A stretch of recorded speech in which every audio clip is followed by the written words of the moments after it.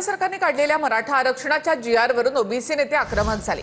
पुण्याच्या भिडेवाड्यामधील आंदोलनावेळी लक्ष्मण हाकेंनी GR फाडला।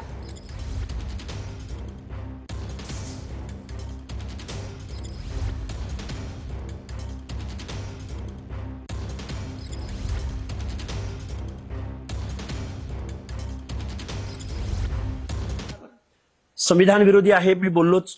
हा जी R वेगवेगळ्या न्यायालयांच्या निर्णयांचा अवमान करणारा आणि उल्लंघन करणारा आहे। आणि या GR द्वारे महाराष्ट्रातलं ओबीसीचं आरक्षण जे bogus certificate, bogus Kunbi certificate द्वारे लोक ओबीसी मध्ये सर्टिफिकेट काढून घुसखोरी करत होते, त्या घुसखोरांना या GR द्वारे एक प्रकारे अभय मिळालेला आहे, रेड कार्पेट मिळालेला आहे, बढावा मिळालेला आहे, उत्तेजन मिळालेलं आहे आणि ओबीसीचं आरक्षण मात्र शासनाच्या संरक्षणात आज उद्ध्वस्त झालेलं आहे। म्हणजे आता मी मागे लक्ष्मण हाकेंना सल्ला दिलेला आहे की तुम्ही अन्य लोकांच्या आरक्षणामध्ये का लुटबुट करता, तुमच्या राजकीय पोळ्या का भाजून घेता तुम्ही या आरक्षणाच्या मुद्द्यावर। ज्यांचं आरक्षण मिळतं त्यांना ते मिळणारच आहे। तुमचं ओबीसीचं आरक्षण कोणी काढून घेत नाही ना।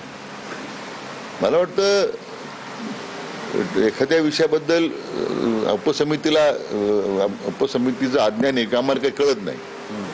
आता ज्यांना फार कळतं त्यांनी अतिशहाणपणा करू नये, एवढीच माझी अपेक्षा आहे।